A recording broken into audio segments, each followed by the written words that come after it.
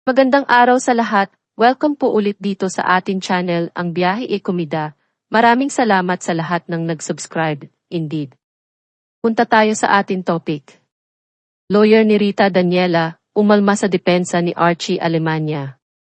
Archie, nagpapakwela lang umano sa ihinirit niya kay Rita sa party ni Bea. Isinumite ni Archie Alemania ang kanyang counter-affidavit sa complaint na acts of lasciviousness na isinampa ni Rita Daniela laban sa kanya. Sinumpaan niya ito sa Prosecutor's Office ng Bacoor City noong Martes, December 10, 2024.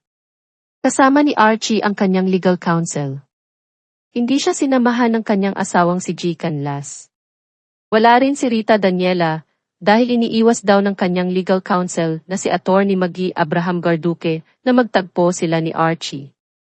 Pagkatapos basahin ni Attorney Maggie ang counter-affidavit ni Archie, hiningan namin siya ng reaksyon kaugnay rito.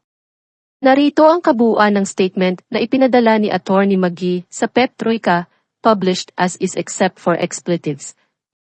Natanggap namin ang counter-affidavit na isinumit ng respondent, Archie Alemania kahapon. Magkakaroon sana kami ng clarification hearing kahapon, pero dahil wala ng ibang ebidensya na naka-attach sa counter-affidavit maliban sa testimonial evidence allegations ni Archie, nagdesisyon ang fiscal na hindi na kailangan pang magsagawa ng clarificatory hearings. Para sa amin, inamin ng counter-affidavit na binigkas niya ang mga salitang, F-ball, at Tera H mo na yan noong nasa party siya ni Bea Alonzo. Inamin din niya na habang nasa loob ng kotse ay hinawakan niya si Rita. Albeit, sinabi niya na binigkas niya ang mga salitang iyon dahil siya ay lamang ng pagiging waki at ginawa niya ang mga touches upang aliwin ang kanyang, ito ay hindi burahin ang katotohanan na ginawa niya ang mga gawa inireklamo ng. Sinabi rin niya sa counter-affidavit niya na nang bumaba si Rita sa sasakyan niya, galit na galit siya. Bakit nagagalit si Rita gayong wala naman siyang ginawang masama samantalang nasa sasakyan sila kung hinawakan lang niya para aliwin siya? Inamin din niya na humingi siya ng paumanhin sa pamamagitan ng pagpapadala ng mensahe sa kanya.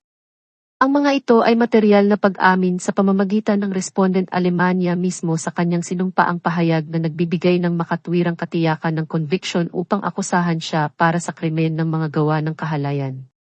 Ang kanyang mga depensa ay malinaw sa kalikasan na dapat na ferreted out sa isang full-blown trial sa korte. Hindi nagpa-interview si Archie Alemania, maging ang lawyer niya. Napag-alaman ng PEP Troika na hindi totoo iyong bali-balita noon na balak ding magsama ng reklamo ni Archie laban kay Rita Daniela. Sa December 17, Martes ng 9:30 AM, magsusumit si Rita ng reply affidavit. Open ang PEP Troika na ilabas ang panig ni Archie sa mga kaganapan sa usaping ito. Marami tayong sinusubaybayang legal issue. Alin kaya ang mauunang maresolba? Andyan ang reklamo ni Sandro Mulach sa dalawang independent contractors ng GME7. Hindi pa nagsasampa ng formal na reklamo sina Gerald Santos at Enzo Almario, na parehong naghayag ng alegasyong rape, laban sa musical director na si Danny Tan. Ilulunsad ni Gerald ang Courage Movement sa concert niyang entitled Courage, na gaganapin sa January 24, 2025 sa Skydome ng SM North EDSA, Quezon City. Andyan din ang reklamo ng unnamed talent ng TV5 laban sa dating program manager ng Budol Alert na si Clef Jinko. Kaugnay sa pera at investment naman ang kinakaharap ni Ken Chan at Rufa May Quinto, na kapwa nasa ibang bansa. Kailan kaya sila uuwi sa Pilipinas at haharapin ang mga kasong ito?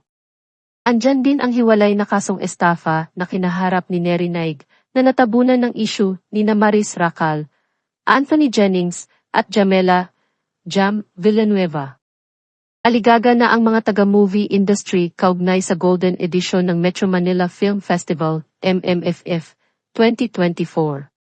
Interesado tayong matunghayan kung ano ang magiging reaksyon ng moviegoers kapag napanood nila sina Maris at Anthony sa pelikulang And the Breadwinner is na pinagbibidahan ni Vice Ganda.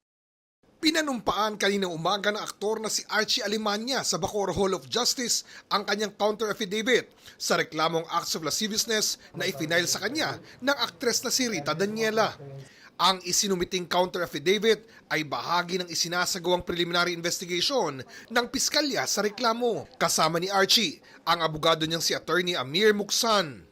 Sinubukan namin silang kunan ng payag pero tumanggi na silang magkomento. Nang tanungin namin ng piskal, hindi na nito dinetalye ang nilalaman ng affidavit ni Alemania, bagamat karamihan daw dito ay naglalaman ng pagtanggi sa mga paratang ni Rita. Naroon kanina ang abogado ni Rita na si Attorney Mary Glenn Abraham Garduque. Ayon kay Attorney Garduque, hanggat maaari, iniiwasan daw nilang magkita sina Rita at Archie. Because of the trauma that the victims of these crimes, well, of course, alleged victims of these crimes, is undergoing psychologically. So, as her counsel, I also have to protect her mental health. The counsel of Archie is amenable to that. Nang kumustay namin si Rita sa kanyang abogado. Actually, as of this date, even up to now, she's not okay. Sa December 17, nakatakda namang magsumite si Rita ng kanyang sagot sa counter affidavit ni Archie. At yan ang atin latest showbiz chika update for today. Huwag kalimutan mag-subscribe, click the notification bell for more showbiz chika updates, like and share the video at pakisuportahan po ang atin Facebook page. Maraming salamat sa lahat ng nag-subscribe. Indeed. Magandang buhay sa lahat, paalam.